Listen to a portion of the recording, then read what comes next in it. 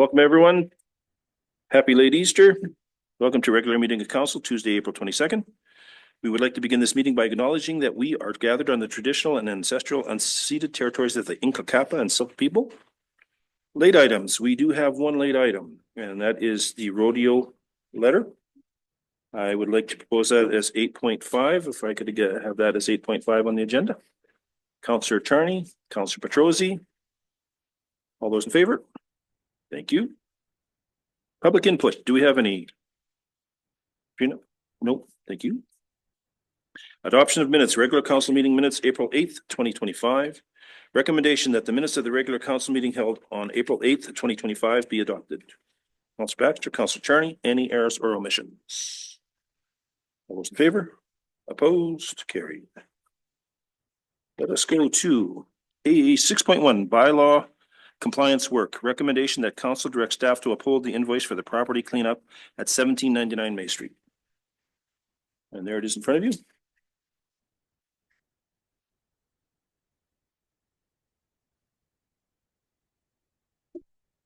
Sir Charney. I'm starting her off. No one else?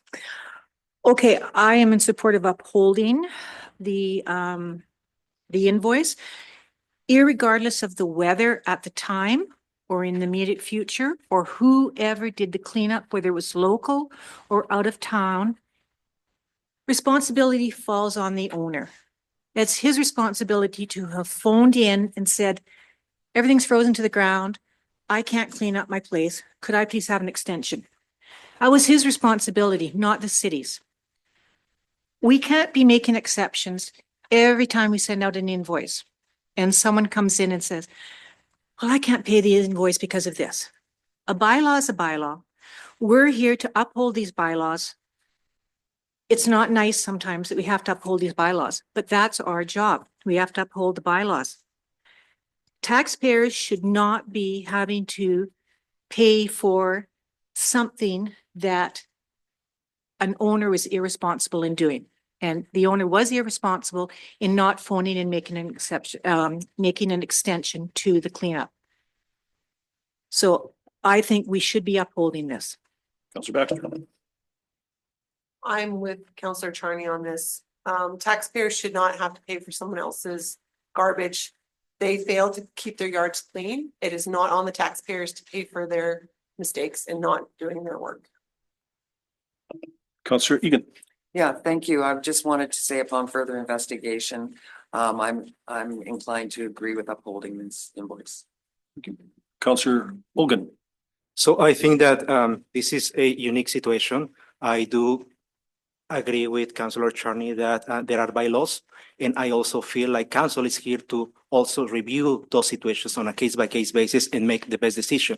So I feel like the process needs to be reviewed. This is not possible. This is not acceptable that there is the third time that we are dealing with a situation like this, similar situations for the past years that we've been in council. So that is telling us that we have to review the policy. Something needs to be changed. Maybe there should be an educational component where we can talk about a workshop of how we are going to be dealing or how we are dealing with this situation. So I don't feel it's accurate the fact that there is no reliable company in town that can do the work. So if we had, being able to hire somebody within the community, the bill would have represented different amount at the end. So for that, I want to also hold the client or the citizen responsible for their part, but also I think that this is an excessive invoice, and I am recommending a 25% reduction. So myself, I'm going to stick with my original vote of upholding it. We have had several people come in to say the same issue, and we have not granted any issues on that. Council is hard. Upholding the law, the bylaws are hard. That's why you're in the chairs. I think that I'm not sure there's any review needed. It's pretty straight, clear on how this works. So myself, I'm just going to stay as I am, and let's see who the winner is here. Councillor Charney again. It doesn't matter in my opinion who cleaned this up, because it started to fall apart before we hired anybody, whether we hired them in town or out of town. All the owner had to do was phone in and make a phone call. And he didn't do that.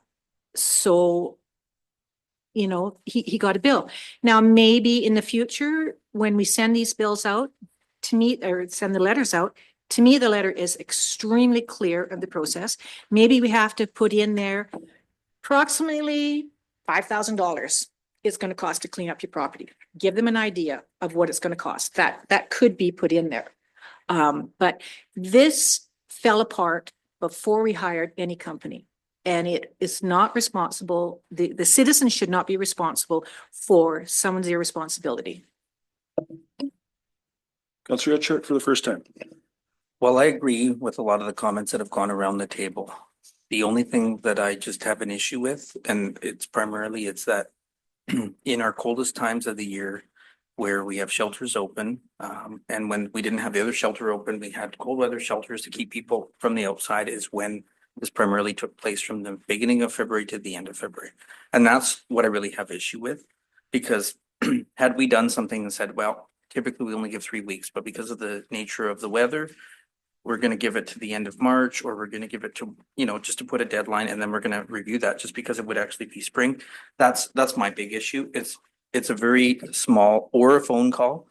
But that's what I take issue with, is not that people have to clean up. I believe, yes, we do have to have yards cleaned up. The issues of the burnt houses that I had originally hoped that we would address still haven't been issued. I'm more worried about that than yards, but it's the timing. It's doing it in the middle of winter when stuff's frozen to the ground that I have an issue with, especially, and the short timeline. So I'm not supporting upholding it. Councillor Egan. Yeah, just in regards to the cost. I agree that the out of town cost was high.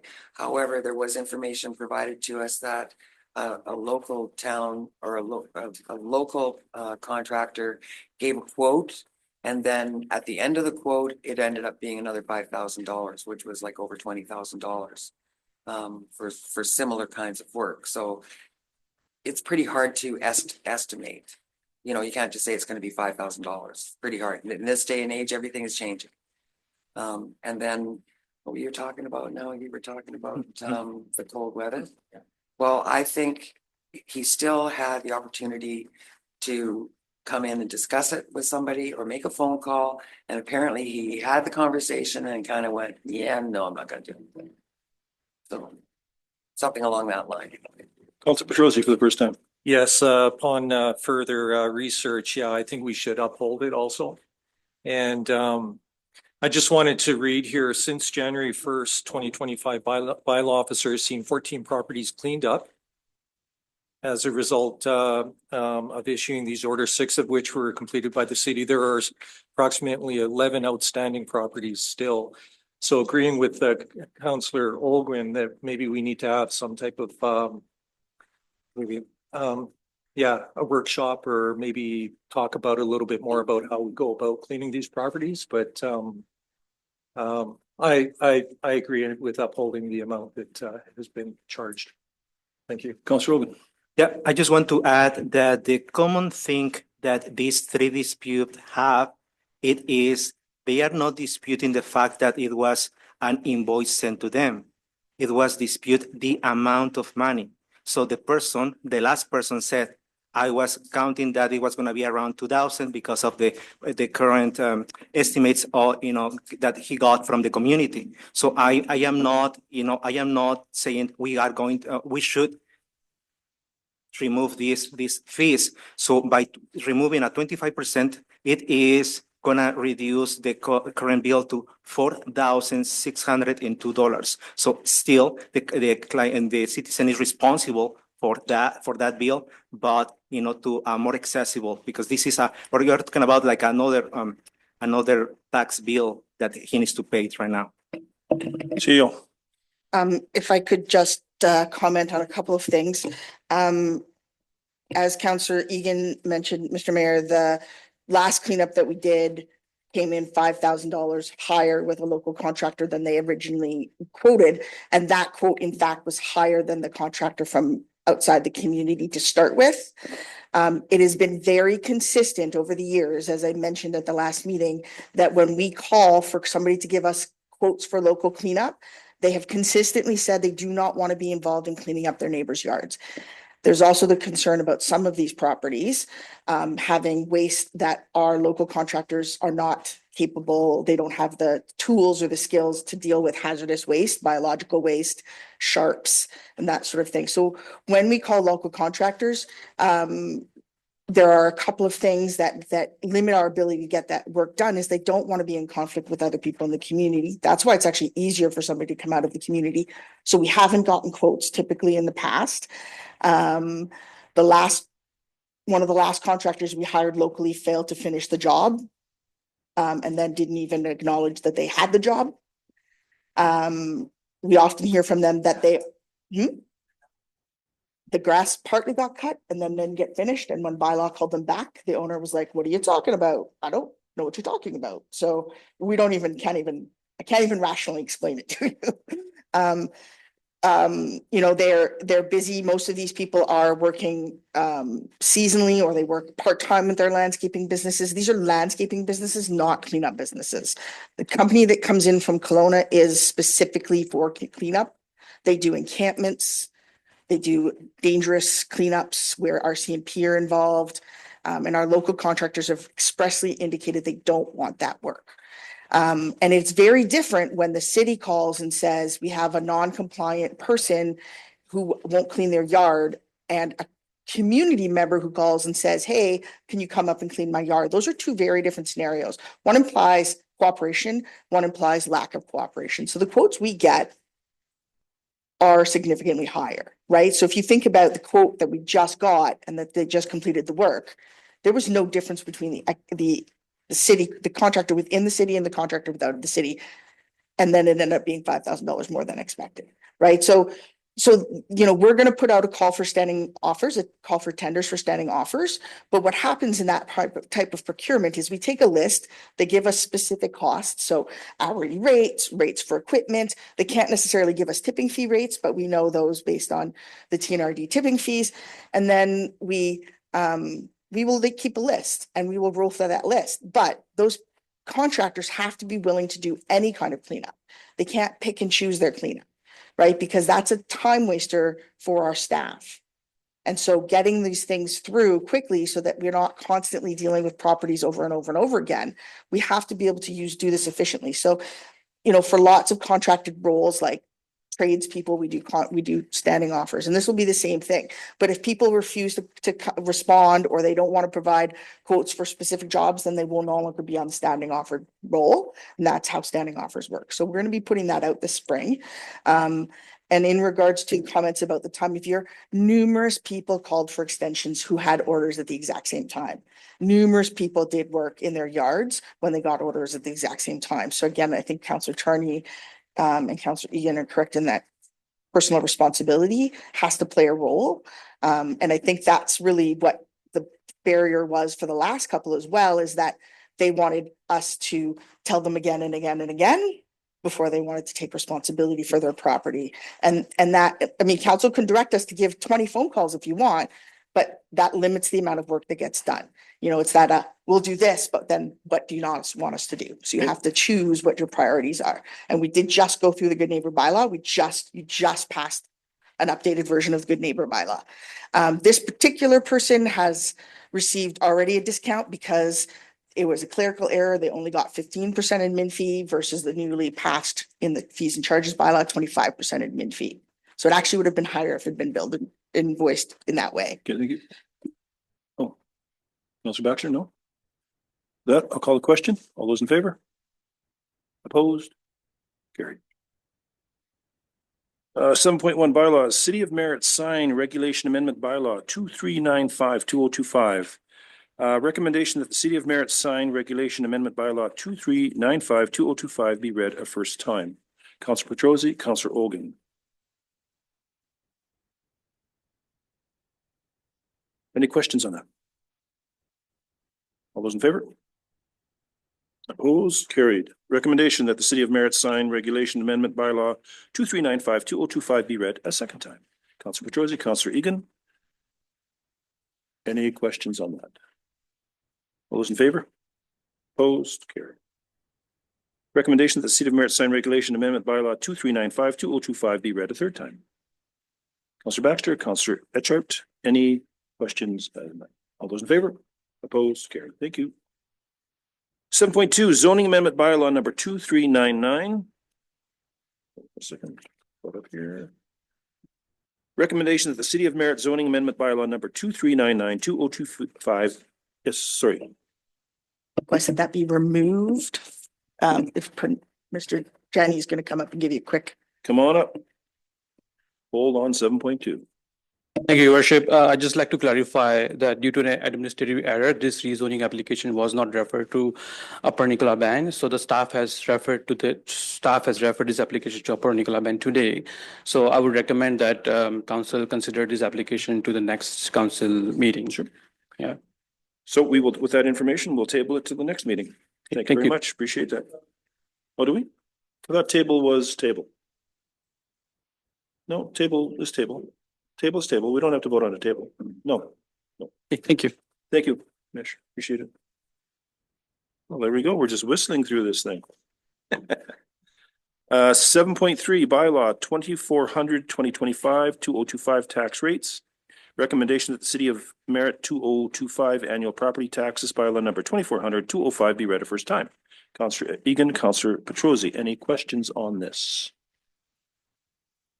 All those in favor? Opposed? Carried. Recommendation that the City of Merritt 2025 annual property taxes bylaw number 2400-2025 be read a second time. Councillor Etchart, Councillor Ogun, any questions on this? All those in favor? Opposed? Carried. Recommendation that the City of Merritt 2025 annual property taxes bylaw number 2400-2025 be read a third time. Councillor Egan, Councillor Baxter, any questions on this? All those in favor? Opposed? Carried. So thank you, Council, for working through that. That was always, budget was always tough. So thank you very much for the hard work you guys did. New business, UBCM April 2025 grant application. Recommend that council direct staff to apply to the UBCM Next Generation 911 grant for up to $100,000. And the second recommendation, that council direct staff to apply for the UBCM Public Notification and Evacuation Route Planning Grant for $40,000. Councillor Petrosi, Councillor Egan, any questions on trying to get free money? All those in favor? Opposed? Carried. We don't want it. We don't want it. 8.2 Trans Mountain Scholarship Funds. So I'm going to read the whole thing, just so we know where we're at. Recommendation that council establish an annual scholarship with the $50,000 provided by Trans Mountain for the duration that the funds are available. Recommendation that council establish a scholarship reserve to maximize the investment income related to the budgeted and donated scholarship funds.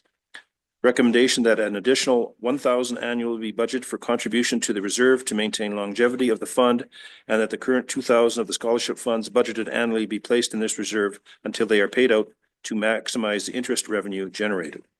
Recommendation that the new scholarship established be awarded annually to a graduating student from the Merritt Secondary School in the amount of $1,000 with the following eligibility criteria. 1, being entering a post-secondary trade program. 2, a minimum of 75% average in 11 and 12 trades classes or in an equivalent program. 3, a minimum of 95% attendance. And 4, demonstrate citizenship throughout volunteerism and leadership in the school or broader community. This is being brought to you by the Policy Committee. I need a mover and a seconder. Councillor Etchart, Councillor Egan. Questions? Councillor Charney. I thought maybe I'm wrong, but I would like to add number 5 on there, that the applicants write a letter or make a presentation to council. Yes. Yeah. So you would like to amend that? Yes. Friendly amendment? Yes. So we would put that as 5, that a letter or presentation. Yes, of why they feel that they should get the scholarship from council. Okay. Mover and seconder, okay with that? Okay, thank you. Adam's questioning. I thought we had the attendance at 90% because, You said but I wasn't sure. well, just because the thing is that if it comes down to splitting hairs, Would you like to see it at 90? yes, Okay. because I thought we said 90 in the pulse review, Sure. but I don't know. Is the mover and seconder okay with that? Mover and seconder okay with that? Yep. Okay, thank you. Counselor Baxter. Mine was the same as that. It was All right. 90%. Okay, Counselor Charney, you're still on. Just me. then. Okay. Any other questions on this? So just, we have all the recommendations, and just to let you know, we now have number 5, the letter of recommendation, and we've moved the minimum to 90% attendance. All those in favor? Oh, yep, that's what they're gonna do. Yep. Yes.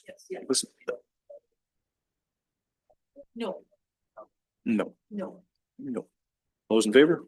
Opposed? Carried. Should get that done just in time. OCP update 2025, recommendation that the OCP update 2025 be received for information. Counselor Egan, Counselor Baxter. Everybody's had a read of it, I'm sure. All those in favor? Opposed? Carried. Thank you. 8.4 e-permitting update, recommendation that the e-permitting update be received for information as well. Counselor Petrosi, Counselor Baxter. Any questions on that? Yes. Gonna have to turn your mic on. The cost is for this e-permitting software? Was it a I will grant? have the director or the manager come up, one or the other. Mr. Pranesh, you're back. Thank you, Worship. Yeah, thank you, Councillor, for the question. So I think yearly, right now we have signed 3 years contract, and then the yearly cost is 50,000. I have to also consider the taxes, so it's around 18,000 a year, and then we'll get 18. So I can give you exact figure. I can email all mayor and council members the exact figure. Okay, I first thought you said $30,000. No, it's 15,000 Okay. and then plus the taxes. So So about 18. So Pranesh, do we know how many seats that gives us? Like, how many people can actually use this on their machine? Is it as unlimited? many It's unlimited? users, local, it's, yeah, anybody can use it from anywhere. And excuse me, is this a similar software that other communities are using?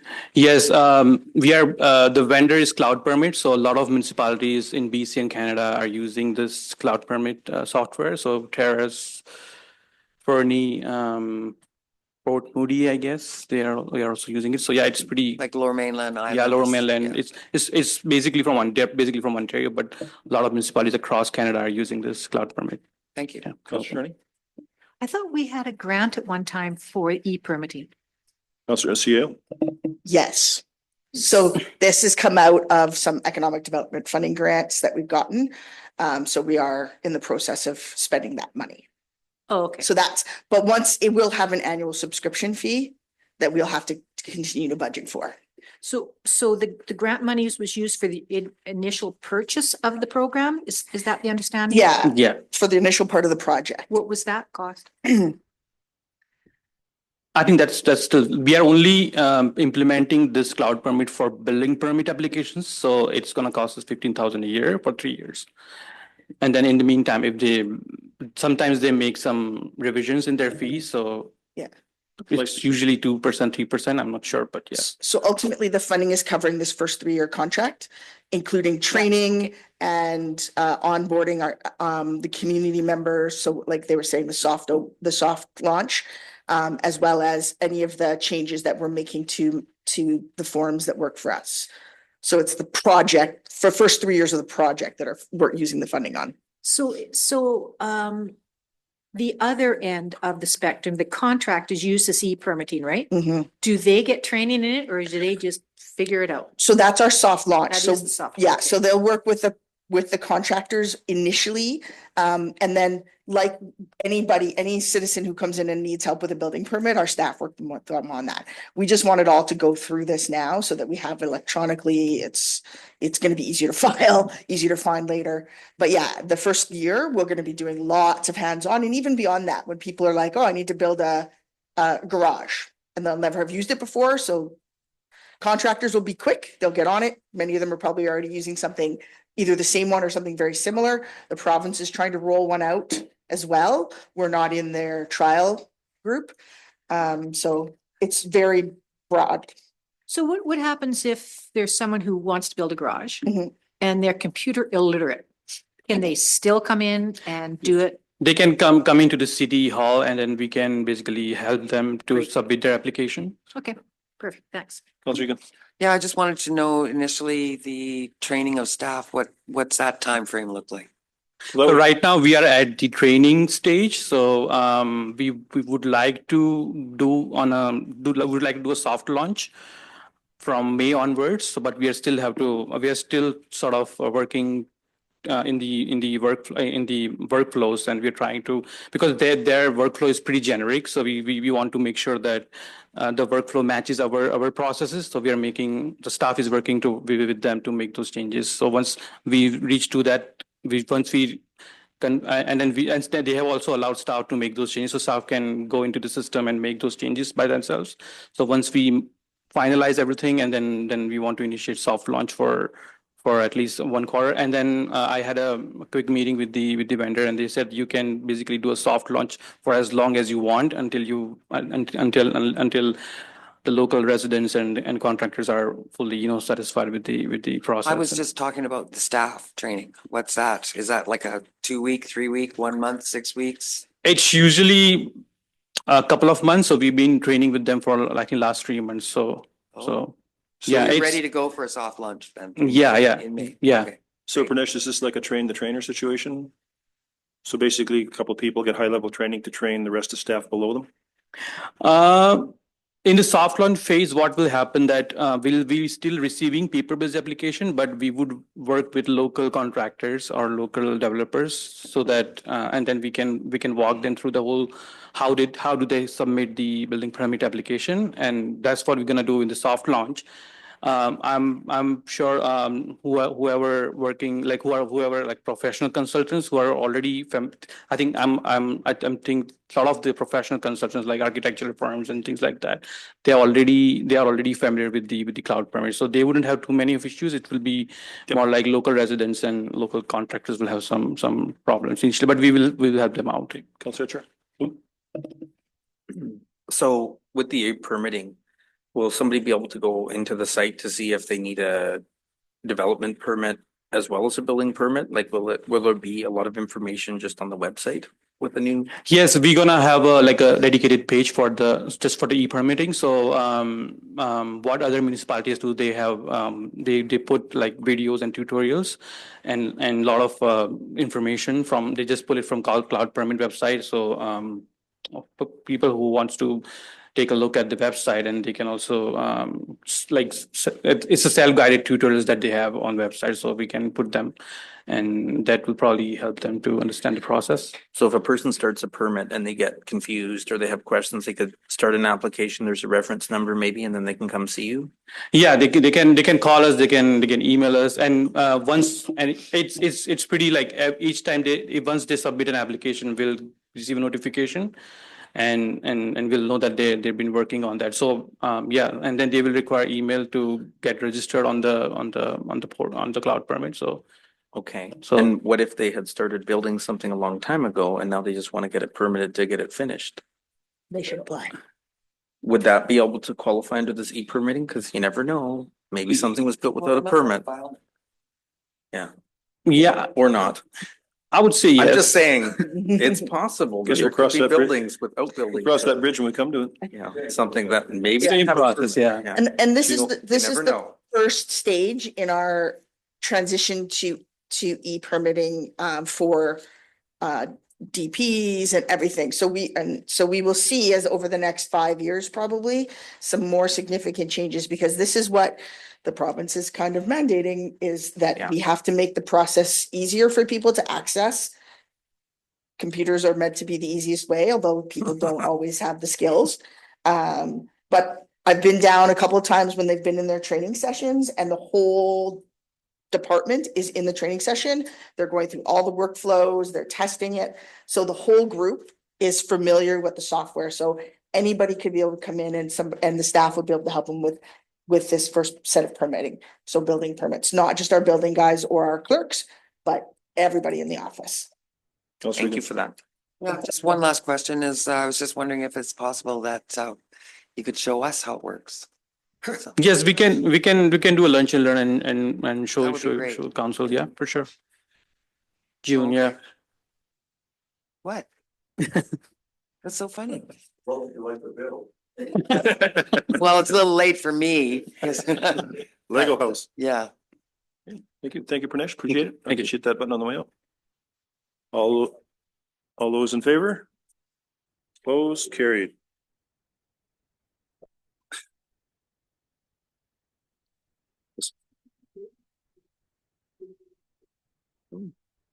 Eight point five, late item, the grant application of the Nicola Valley Rodeo Association. It's in front of you.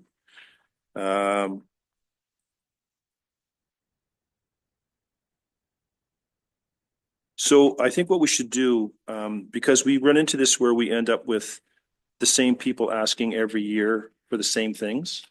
So I'd like to push this to policy to have a clearer view on what this would look like for the repeat people that come to do this. Because that way we could get out much faster if we know it's coming every year, and this comes every single year. And there's others that do the same. So I'd like to push this to policy and CEO. And I think, Mr. Mayor, that Council Organ mentioned perhaps in the last meeting, the idea that like kind of knowing what other people are applying on and whether we're competing for grants. And particularly if we're not competing for a grant with somebody, it should be relatively easy as long as it kind of fits a framework of appropriateness for the mayor to just sign off on the letter of support, or myself. And then once we kind of know what grants people are applying on, we can determine internally if it's better for them to apply on the grants. Like every year we apply on ETI grants, and every year ETI calls me and asks us to withdraw our grants because a community group is applied on them. And it seems more appropriate to allow the community groups to benefit from that than us. But sometimes we might actually really need the grant for a project that we can't fund any other way. So it's just that idea of like, if the mayor can sign off on it because we know it's not going to conflict with anything else we're doing, but we could bring a bit of a policy together for that. Yeah, let's move to policy so we can have a conversation on it. All those in favor? Opposed, carried. Did I get a mover and seconder? Sorry, I need a mover and seconder. Manuel, Councillor Olgan and Councillor Egan said to go ahead with it. So those are Councillor Olgan, Councillor Egan. And we are all those in favor? Opposed, carried. Sorry, I should have noticed that. Sorry. Notices of motion. Notices of emotion. No. Reports from council. Councillor Charlie. Oh, just a little piece of paper. Yeah, I didn't do much. April 15th, I attended the ESS meeting. It's a great group of people, all volunteers and willing to help out when any type of disaster happens. April 16th, went to the, yes, I know. I said if happens. April 16th, went to the road. Oh no, first of all, I had policy review in the afternoon. It's always good to get together and discuss things. No fisticuffs. And that night, Rotary dinner at the Grand, great crowd there. It was excellent dinner and great fundraiser for the Rotary. April 19th, I voted, and I hope everybody in the community gets out and vote. If you don't vote, you can't complain. So get out there and voice your opinion and vote. Thank you. That's it. Myself, April 9th, we had a meeting with the TNRD directors M&N about helping funding with the pool and stuff. And so we will stay in contact with them on that. Same day, we had the rec committee meeting. April 11th, we had the grade 4 and 5 bench elementary school kids come through on a tour. And it was really nice to see them. They had a billion questions and they were a really good group. Had a lot of fun. Yeah, they were great. They all got sunglasses. April 10th, had a meeting with a gentleman from Caribou Clean Fuels who is still looking to do a hydrogen project in the valley. So we will continue to work with him on that. Met with Minister Popham through Zoom on the agriculture. Some of the things that these new ministers are doing is shaking the trees of communities that have agriculture. And one of the things that I did bring up that I've had some conversations with people on Highway 8 going to Spence's Bridge is they're being pushed to produce more food, but they have no water rights to water their fields. That has to change. So I let Minister know that she needs to come for a visit and have a look at that, because these people, a lot of them grow food strictly for the food bank. And now they're being hampered because they have no water rights to water their fields, and they don't appreciate people with guns and drones on their property. So that needs to change. I've asked her to either knock off the fact that you're pushing people to grow and not giving them water rights, or give them water rights so they can continue to grow. So we'll see how that goes. April 16th, we had Nicola Meadows. Always enjoy going there. Got a great group, always got some great questions. Had an interview with Globe and Mail. This is a lady that has been following the flood since day one, and every year she does another installment about what happens a year later. Met with some possible investors up at the airport and met the Liberal candidate, Ian Curry. Very nice gentleman. Had a really good conversation with him. And then we had the policy committee that day. And then on the 17th, I did TNRD. Anyone else? Oh, I did the Rotary. Yeah, but you said Rotary. So, Councillor Church. Well, I think I said most of it. I know April the 10th, the museum had their regular meeting. They're always looking for ways to showcase merit and have some really interesting pieces and articles and stuff that they put online, bits of history. I went to the ESS meeting April 15th with Councillor Charney, always trying to take training to keep the volunteers trained. Hopefully that we never need it. The Crime Stoppers group had met last week, and so they're trying to make sure that they do promoting of safety and items around the community. So I think that's pretty important. They were excited about getting a grant for one of the signs that they got some funding for finally this year, but then they lost their building. So, and then Policy Review Committee, we had a good meeting on the 16th, and that was positive. And then we had the long weekend. So there we go. Councillor Egan. Yeah, I didn't get a lot done last couple of weeks either. Just busy at work. So I went to the Policy Review Committee meeting on the 16th and the Rotary dinner that night. That's about it. Thank you. Okay. Moving on. Information items. Anybody have anything on the information items? Yeah, please. Yeah. CAO, I understand socks are in. Are they going to be available for us to hand out to Silga? Oh, right on. First come, first serve. Well, that's okay. I almost had to sell my soul to get the Kamloops ones. But anyway. Merit Centennials compliments to staff. Also wanted to thank, send out congratulations to Brad Anstey, the owner of the team. He was given the first award for owner of the year, and coach also became coach of the year. We finished fourth in our division, 7th overall. So for an expansion team, I think that was pretty good for Merit. Everything was up. So continue to look forward to Centennials hockey as we move forward. Fire Department report. There's 12.2 street naming and addressing policy. CAO like to present. CAO.